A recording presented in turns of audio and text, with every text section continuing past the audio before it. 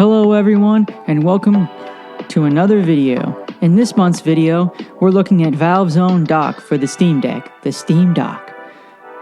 We're going to be unboxing and doing a full, in-depth review of it all. So make sure you're subscribed if you're not already, and stay tuned for more info. The Steam Deck docking station is designed to add extensibility to your gaming setup. And you can add it to either your living room, your bedroom, wherever, the nightstand.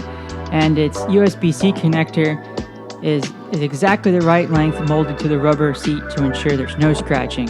This dock was made for the Steam Deck, and so far that seems to be true, especially with the price tag. It's not too expensive, but at $89, it's definitely a little bit more than the standard USB-C adapters that you're probably used to purchasing, especially if you're a Mac user or if you have a laptop that utilizes USB-C. I know a lot of Android users that have USB-C. It's a little bit different than that because it's just for charging, whereas this one has different ports. The following ports that it has is one single display port at 1.4 version and an HDMI 2.0, the power in, and thankfully it's got a gigabit Ethernet, so that's nice. And it's got 3 USB 3.1 ports, so that's really nice. Really nice to have, because basically you can plug in a keyboard, mouse, you can even plug in a joystick, you can probably even plug in a steering wheel. I haven't tried that yet, but there's just a lot of features that it is best suited for, especially if you're trying to do 4K, just mirroring your display, because it supports up to 4K at 60 Hertz or 1440 by 1440p at 120 Hertz, so that's pretty nice. I know my gaming monitor has 144, but 120 is great. It's a really nice response. The gigabit Ethernet, like I said, is a real good addition, especially if you're downloading those large games. It comes in handy. I know that people are kind of like, why did Valve include another charger? Because it comes with the same one that comes with the Steam Deck, excuse me, and it's there's nothing any longer. It's included with the same 1.5 meter long cable. It's more than enough.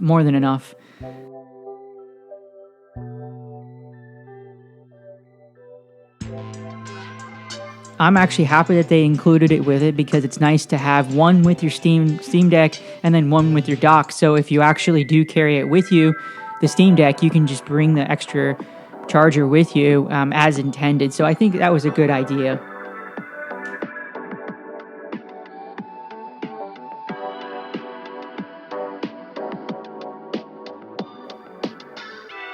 Moving over to the review portion of our video, looking at the layout of the ports on the Steam Dock, everything is laid out quite adequately. Didn't find any issues plugging in HDMI cables, the charger, Ethernet, as well as the USB controller. I really liked where the 3 USB ports are designed. It really kind of gave a snug fit.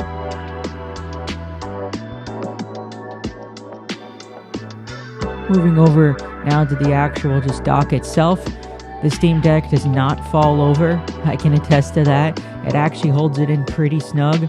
They're using a rubber silicone mat a little on the bottom there to make it so that the Steam Deck doesn't get scratched up. That was really nice. The ports, as again showing you, everything is plugged in pretty snug.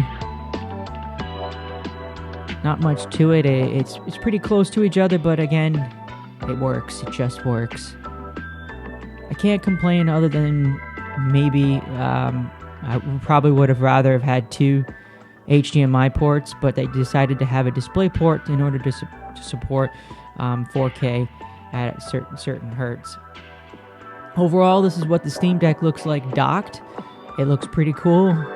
Nice and snug, especially if you put it in like a cubby area I have in here in a living room furniture. Depending on what you have, it can vary, but overall I can say there's plenty of breathing room for it to ventilate and cool itself off while staying docked.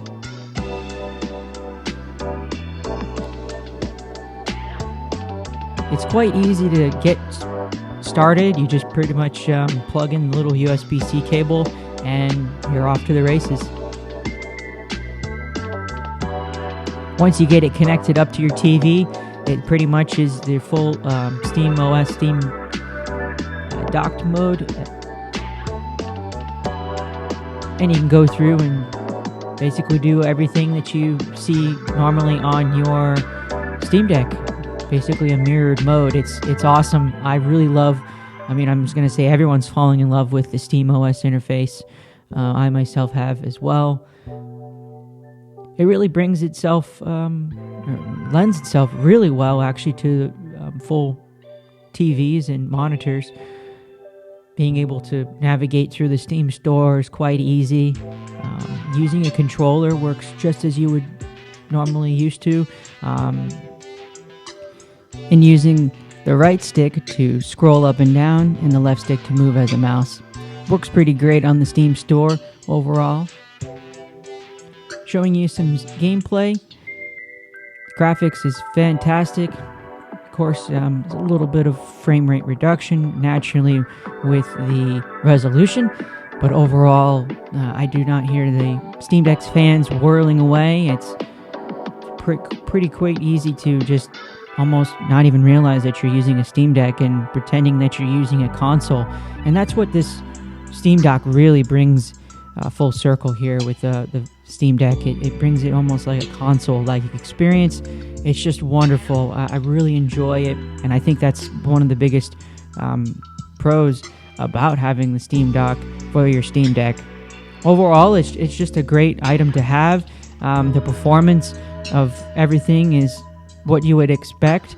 Downloads are awesome. In fact, I sometimes, when I want to download a new game to my Steam Deck, I actually just put my Steam Deck on the Steam Dock and plug it in and use Ethernet and use the gigabit Ethernet included and just download away. It's wonderful. I know that the Steam Deck has a great built-in Wi-Fi, but nothing beats Ethernet. Overall, the Steam Deck's performance is nothing subpar. It's just on point, always running. Even on a 52-inch TV, like I'm showing you here, it works great. Although I can say I did have some issues with a 60-inch TV, didn't seem to connect. I'm not sure if that was been remedied with later firmware issues that has been recently released. But I haven't tried it since then with the review of this video. But overall, I would say that the performance, like I said, is on point. No issues. Frame rate drops, very minimal. Everything just working as it should.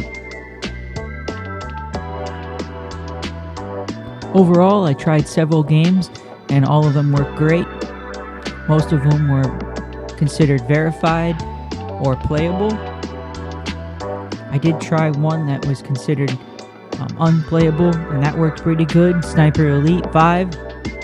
I did not get to try any non-Steam Deck games, mostly because I was trying to emulate a standard user and not a power user. However, most people that do own a Steam Deck are a power user considerably, but I didn't go into like desktop mode or go through my non-Steam Deck applications like launch Lutris or Origins and stuff like that, and launch like Battlefield 3 or something. Definitely can be done quite easily. My idea was to review it from a standpoint, like I said, of a consumer, less of a power user. And I think that as a dock, that really brings user friendliness, and I think, as intended, it works as designed, but I just didn't push it to the limits as probably I should have.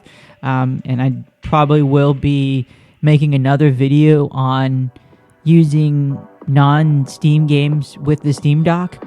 It sounds like a great new video coming in the future. Overall, the Steam Deck works great on the Steam Dock, no issues, so the Steam Dock is a great and must buy if you have a Steam Deck, or if you know someone who has one. This will really turn their life around if they have a lower end tier gaming computer, because this will turn that Steam Deck into their brand new gaming PC that they've always wanted, since the power of the Steam Deck is just awesome. Overall, I would definitely give it a 8 out of 10 if I was doing a 10 out of 10 rating. It's definitely earned it. It is just a docking station, so there's not a lot of like great, amazing features like a console or an Amazon device or whatever, what have you. It does what it needs to do, and that's it. It's great. Overall, I just wanted to thank you all for watching and coming along with me on this journey with the Steam Dock. Make sure you are subscribed to my channel if you're not already. Look forward to bringing you more videos in the new year. I hope you all had a happy holidays, and wanted to wish everyone a happy new year. See you all soon in the new year. There should be a new video coming soon within the next month, as always, so stay tuned. Thanks for watching.